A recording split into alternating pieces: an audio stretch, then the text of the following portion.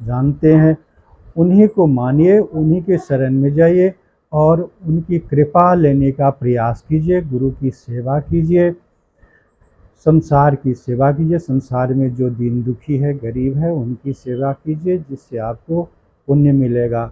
और धर्म के पीछे दौड़ने से, वह धर्म के का अध्ययन करने से देखिएगा कि सब जगह, हर जगह एक ही ईश्वर की मान्यता दी गई है, एक ही परमात्मा है जो सभी धर्मों में है। जिस देवता की आप पूजा करते हैं, वही देवता आपके सामने धर्म की पराकाष्ठा होने पर वह प्रकट होते हैं। वही ईश्वर एक है जो सब रूपों में प्रकट होते हैं, कहीं माता के रूप में, कहीं पिता के रूप में, कहीं नारायण के रूप में, कहीं विष्णु के रूप में, कहीं ब्रह्मा के रूप में, कहीं शिव के रूप में। जिस रूप में आप उन्हें पूजते हैं, उसी रूप में प्रकट होते हैं। सिर्फ सोच का अंतर रहता है कि हम क्या करते हैं। एक ईश्वर का अनुसरण कीजिए, एक ईश्वर का नाम लीजिए, एक ही नाम का जप कीजिए हमेशा। वह ज़्यादा अच्छा होता है और ज़्यादा फलदायक होता है। वह तुरंत काम करता है, तुरंत उसका प्रभाव बनता है। गुरु का काम है कि वह एक रास्ता गुरु एक रास्ता आपको दिखा देंगे कि वह शीघ्र से शीघ्र आप भगवान के पास कैसे पहुँचे, इसका रास्ता वो बता देंगे। क्योंकि भगवान तो सर्वव्यापी हैं, हर जगह हैं, और उसे जानने की इच्छा सब में रहती है, लेकिन कर्म करना सही ढंग से कोई नहीं चाहता है।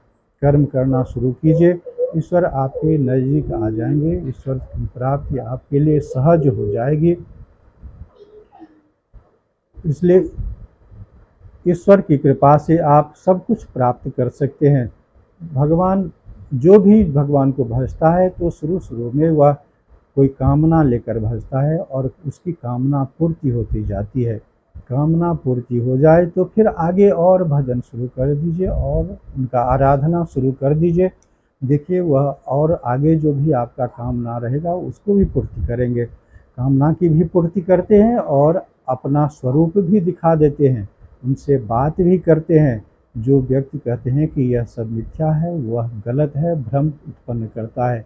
हमारे हिंदू धर्म में, हमारी सभ्यता में, या और कोई भी धर्म हो, उसमें भी ईश्वर वास्तव में अगर चाहे तो उससे ईश्वर मिलता है, परमात्मा मिलता है और वह प्राप्त कर सकता है। उसके लिए लेकिन आपको प्रयत्न करना पड़ेगा। प्रयत्न करना पड़ेगा इस तरह से कि मात्र ईश्वर के लिए प्रयत्न हो। जैसे एक शब्द हिंदी में आया है कि नेति।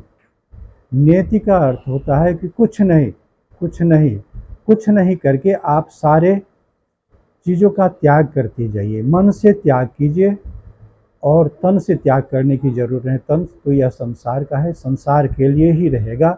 मन से त्याग कीजिए, मन से आप ईश्वर को पकड़ लीजिए। ईश्वर के सारे क्रिया कर्म, उनके गुण धर्म का वर्णन करते रहिए। उसके द्वारा किए गए जो भी संसार के लिए कर्म है उसका वर्णन करते रहिए। देखिए, आप एक दिन आप ईश्वर के बहुत नज़दीक चले जाएंगे और उनको प्राप्त करने में आपको सहजता प्राप्त होगी। लेकिन अगर संसार के लिए आप सब कर्म करते रहते हैं तो संसार ही आपको प्राप्त होगा। एक ऐसा दिन आएगा जब आपको यह अनुभव होगा कि वृद्धावस्था में यह अनुभव होता है अक्सर कि मैंने संसार के लिए जो भी कर्म किया, वास्तव में वह यहीं छूट जाता है। ये शरीर जो मेरा है, ये संसार का है, यहीं छोड़ना पड़ेगा इस शरीर को, यह लेके नहीं जाना है। इसलिए संसार के भोगों के, शरीर के भोगों के प्रति आसक्ति रखना दुख का कारण बनता है। जितना आप आसक्ति रखिएगा अपने शरीर से, इस संसार के भोग से, उतना ही आपको दुख प्राप्त होगा। इसलिए सबसे बेहतर है, सबसे अच्छा है कि आप ईश्वर के लिए कर्म कीजिए, ईश्वर की आराधना कीजिए और उन्हीं को प्राप्त करने की कोशिश कीजिए। ये संसार आपके पीछे दौड़ने लगेगा। जिस तरह देखते हैं कि चोर भागता है तो पुलिस पीछे दौड़ती है, उसी तरह आप संसार से भाग के देखिए तो संसार आपके पीछे दौड़ेगा। लेकिन ईश्वर के पीछे आप भागिएगा तो ईश्वर आपको अपनी शरण में ले लेंगे और अपना वरदान दे देंगे, अपना आशीर्वाद देंगे, अपना पुत्र बना लेंगे। ये ईश्वर की कृपा होती है। ईश्वर की कृपा जब बरसती है तो खूब बरसती है, और वह देते हैं तो सब कुछ देते हैं, इसमें कहीं संदेह नहीं है। लेकिन लोग करना ही नहीं चाहते, संसार के कर्मों में ज़्यादा लिप्त रहते हैं। सांसारिक बनना लोगों को अच्छा लगता है, संसार के प्रति प्रेम रखना उन लोगों को अच्छा लगता है, क्योंकि तत्काल उसे